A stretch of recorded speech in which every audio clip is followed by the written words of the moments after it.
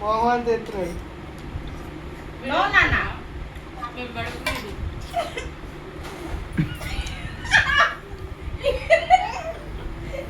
సిగ్గుందా నీకు? కొట్టుడు కొడతా నిన్ను. కంపు కంపు అయిపోయింది నైటీ. రే నా మొహం కంపు అయిపోయింది.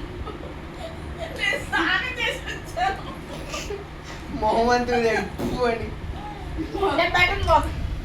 నువ్వు అనుకో మరి. ఓకే దిక్కు మీద కూడా పడిందా? చీ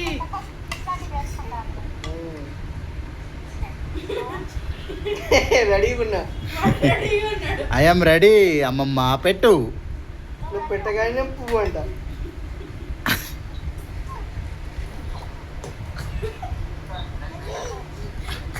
సిగ్గులేదురా నీకు?